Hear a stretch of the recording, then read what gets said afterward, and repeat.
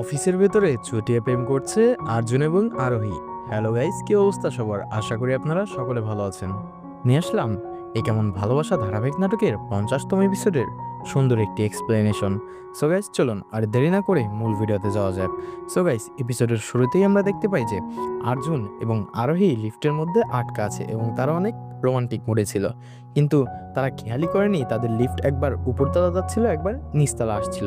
তো নিচে থাকা সব কর্মচারীগুলো অতিষ্ঠ হয়ে যায় এবং বলে এই লিফট এমন করছে কেন। একটা পর্যায়ে লিফট যখন নিচে আসে তখন সেই লিফট খুলে যায় এবং কর্মচারীরা দেখতে পায় তারা দুইজন সেই লিফটের মধ্যে আটকা আছে।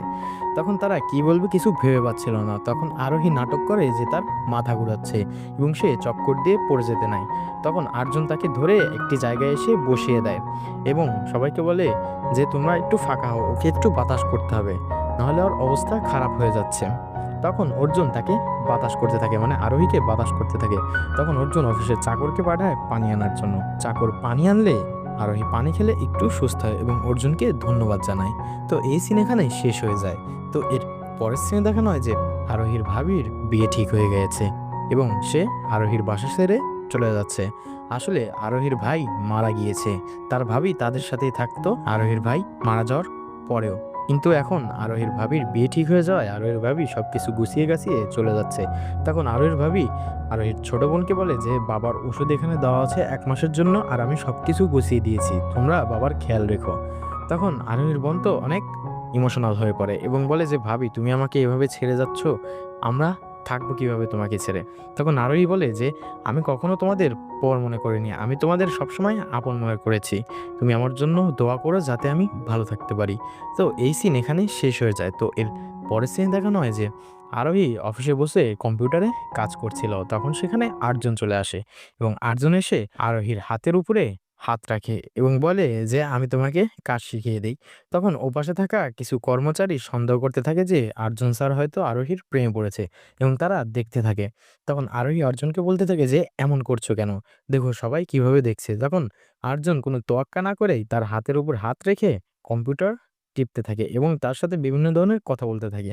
তখন দেখা যায় তাদের রুমে একটি লোক এসে প্রবেশ করলে আর্জুন তার হাত ছেড়ে দিয়ে সেখান থেকে চলে যায় এবং বলে যে আমার জন্য তুমি কফি নিয়ে এসো আমার রুমে।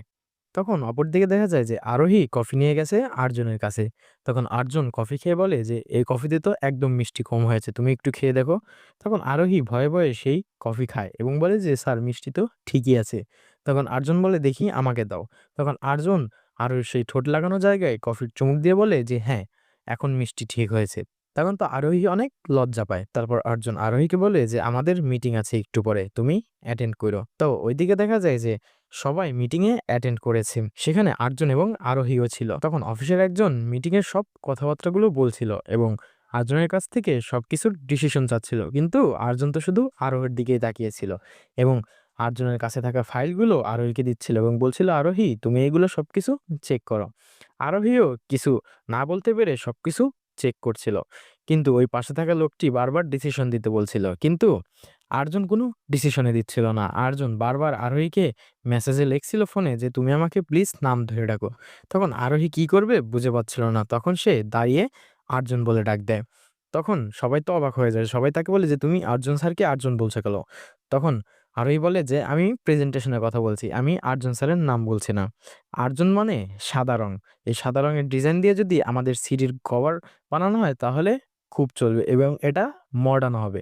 এরকম বলতে বলতে আর্জুন সে অনেকবার নাম নেয় এবং আর্জুন তো অনেক ইমপ্রেস হয়ে যায় তার এই কথা বলা দেখে এবং তাদের মিটিং এখানে শেষ হয়ে যায়। তো ওইদিকে দেখা যায় অফিসের একটা কর্মচারী আরোহীর সাথে দেখা হয়েছে এবং আরোহীকে বলে যে ইনাকে কল দিয়ে যে সিডির যে ট্যাগটা আছে এটা অর্জুন স্যারের মেইলে পাঠাতে বলে দাও, আমার একটু বাসায় যেতে হবে। তখন আরোহী সেই নাম্বারটা নিয়ে সেই নাম্বারে কল দেয় এবং আর্জুন স্যারের যে মেইল আছে সেটা তাকে বলতে থাকে, কিন্তু সে স্পেলিং না জানায় সে আর্জুনের স্পেলিং বিভিন্নভাবে বলছিল। তখন সেটা তো আর্জুন এসে পিছন থেকে শুনে নেয় এবং অনেক ইমপ্রেস হয়ে যায় আরোহীর উপরে। আর এই এপিসোড এখানেই শেষ হয়ে যায়। সো গাইস, কেমন লাগলো আজকের এপিসোড? আশা করি সবার ভালো লাগবে। যারা এখন আমাদের চ্যানেলটি সাবস্ক্রাইব করেনি তারা অবশ্যই আমাদের চ্যানেলটি সাবস্ক্রাইব করে পাশে থাকা বেল আইকনটি অন করে দিবেন। ধন্যবাদ সবাইকে।